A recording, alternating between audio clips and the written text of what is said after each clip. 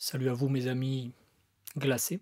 Alors aujourd'hui dans cette vidéo, on va parler de l'entraînement en hiver Winter is et coming. plus particulièrement comment bien parfait, comment avoir moins de risques de se blesser quand on s'entraîne en hiver. Donc cette vidéo va surtout s'appliquer pour les gens qui vont s'entraîner en extérieur, dans les parcs, etc. ou dans des home gym, dans des salles un petit peu mal isolées où il fait un petit peu frais. Si vous vous entraînez dans une salle bien chauffée, que ce soit chez vous ou en salle de musculation, cette vidéo vous concernera un peu moins, même s'il y aura malgré tout quelques petits tips qui pourront quand même vous aider. J'avais déjà fait une vidéo sur comment s'entraîner en période de canicule. Si jamais elle vous intéresse, je vous la mets ici. Bon, généralement, elle ne vous intéressera pas avant quelques mois, mais on ne sait jamais. Dans cette vidéo, l'idée c'était d'avoir un maximum de stratégies pour rester au frais. Et là, dans la vidéo d'aujourd'hui, ça va être l'inverse. Le but, ça va être d'avoir un maximum de stratégies pour rester au chaud. Personnellement, je me suis entraîné pas mal d'hiver en extérieur, à l'époque où j'avais pas de home gym. Donc peu importe la température, qu'il pleuve, qu'il vente, qu'il neige. Bon, il neige pas beaucoup à Montpellier, mais voilà. À 10 degrés, à 5 degrés, à 0 degrés, et même à des températures négatives. Actuellement, je m'entraîne dans un garage qui n'est pas particulièrement bien isolé, donc idem, j'utilise beaucoup des stratégies que j'ai développées à l'époque, ici également.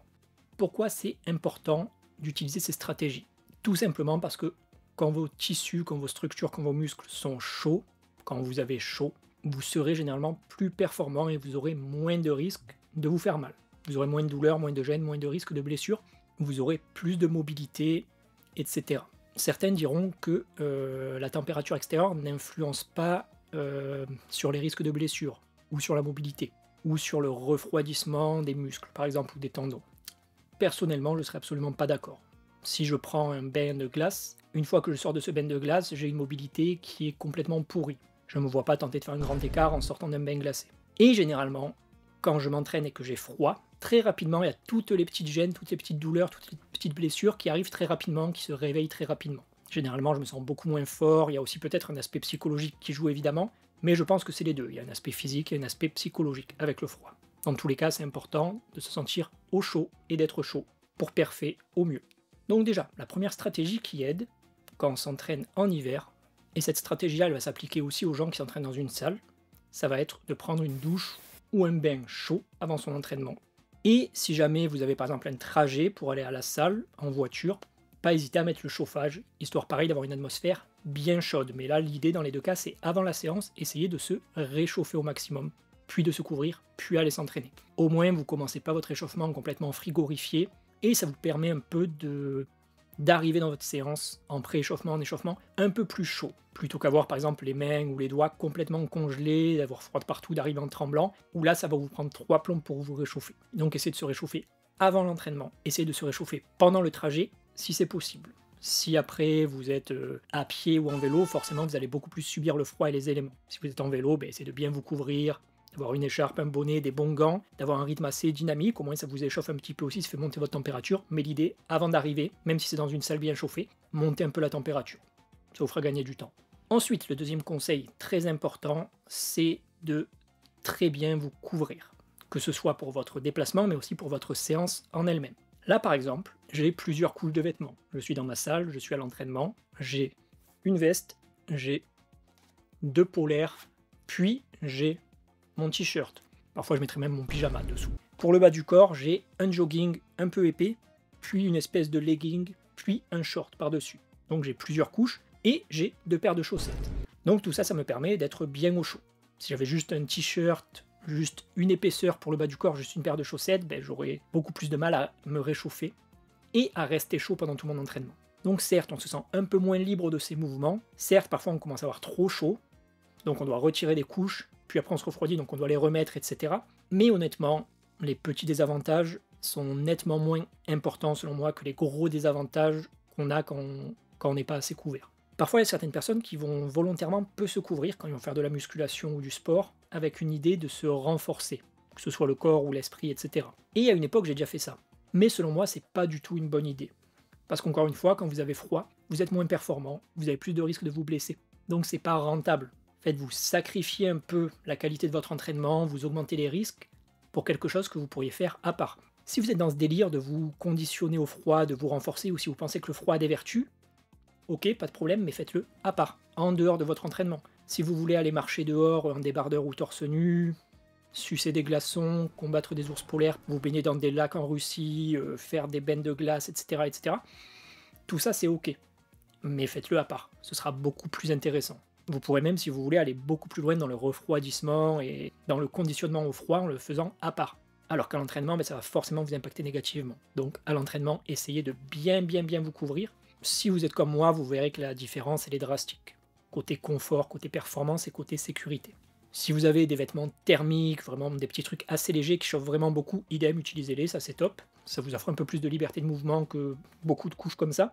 Et vous pouvez même utiliser des plaids ou quoi pendant vos temps de repos. Si vous faites ça dans un parc, ça fera un peu charclos ou magicien, mais dans tous les cas, ça vous aidera à rester au chaud. Et quand vous partez pour votre série, hop, vous enlevez, vous faites votre série, puis vous le remettez. Bref, l'idée est juste, soyez bien couverts. Que ce soit avec des gants, bonnets, écharpes, faites ce qu'il faut pour être bien chaud, pour pas avoir de partie où vous avez froid.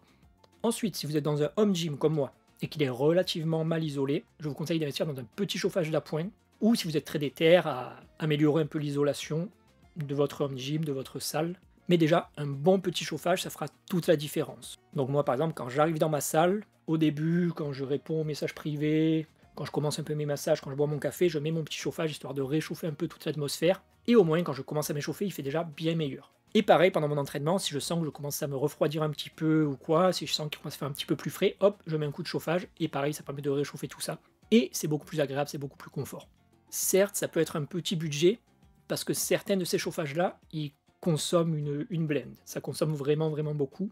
Après, comme d'hab, si vous faites vos recherches, vous verrez qu'il y a des chauffages d'appoint qui vont être plus ou moins économiques, il y en aura qui seront plus ou moins performants. Je ne vais pas vous faire un tuto chauffage, mais moi par exemple, je sais que le mien il consomme pas mal. Mais perso, je préfère dépenser un peu plus d'argent en chauffage et maximiser mon entraînement plutôt que négliger mon entraînement pour faire quelques économies, tout en prenant le risque de me blesser. Je sais que justement l'année où le gaz et l'électricité ça avait vraiment énormément augmenté, je m'étais dit, bah, je vais moins mettre le chauffage pour moins faire de dépenses inutiles, ça me renforcera un petit peu. Et quand je m'entraînais, je me sentais très mal. Ça tirait de partout, je me sentais très peu mobile, j'avais plein de petites gênes, et rapidement je me suis blessé. Est-ce que c'était complètement lié? Peut-être pas, ça peut juste être un hasard ou de l'anecdote. Mais malgré tout, je sais que dans ma longue pratique, les fois où j'ai vraiment négligé la température, j'ai souvent eu tendance à me faire des petits bobos ou des petites douleurs. Donc moi personnellement, je vous conseillerais vraiment de ne pas être radin sur le chauffage et de ne pas hésiter à l'utiliser. Ensuite, petit tip suivant. Donc là, on a vu un peu tout ce qui va être l'atmosphère, le pré-entraînement, le pré-échauffement et compagnie. Maintenant, on va passer à l'échauffement. En hiver, ne négligez vraiment pas l'échauffement. Même en été, ne négligez pas l'échauffement, évidemment.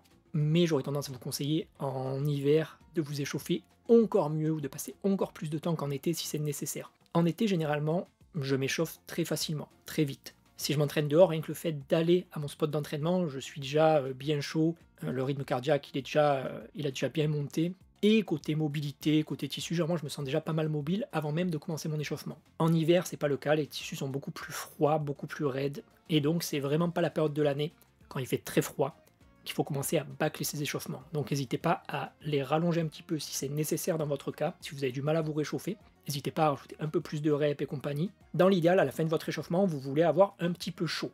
Donc là, moi par exemple, j'ai fini mon échauffement, je suis bien. J'ai même un petit peu trop chaud. Et c'est ce qu'on veut. Au moins là, je sais que je suis dans de bonnes conditions pour commencer mon entraînement. Et ensuite, un autre tip, ce qui est un peu le même que celui-là, donc là j'ai dit de ne pas négliger son échauffement général, et évidemment ne négligez pas l'échauffement spécifique, donc les séries montantes, les montées en gamme. Si c'est nécessaire, n'hésitez pas à en faire un petit peu plus. Si par exemple en été vous vous sentez vraiment chaud avec 3-4 séries montantes, peut-être qu'en hiver, des fois vous ressentirez le besoin d'en faire 5, 6 ou 7.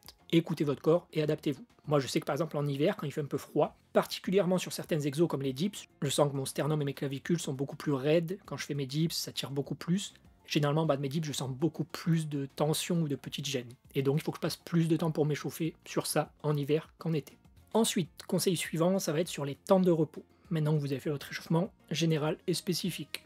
Donc comme on a vu en hiver, on a plus de mal à s'échauffer, mais aussi en hiver, on a tendance à se refroidir beaucoup plus vite entre nos séries. Et donc, si on attend trop entre deux séries, parfois on se refroidit très vite. Donc l'idée, ça va être, si c'est nécessaire, si vous êtes dans une atmosphère où il fait très froid, écourtez un peu vos temps de repos. Donc certes, c'est pas optimal pour la performance, comme j'avais expliqué dans ma vidéo sur les temps de repos, généralement il faut prendre autant de temps de repos que nécessaire pour se sentir performant, pour être prêt. Mais selon moi, quand il fait très froid, il vaut mieux sacrifier un petit peu son temps de repos et peut-être un petit peu ses performances, plutôt que prendre le risque de trop se refroidir, qui selon moi aura un impact qui sera potentiellement plus négatif, à la fois sur les perfs, mais surtout sur les risques de blessures.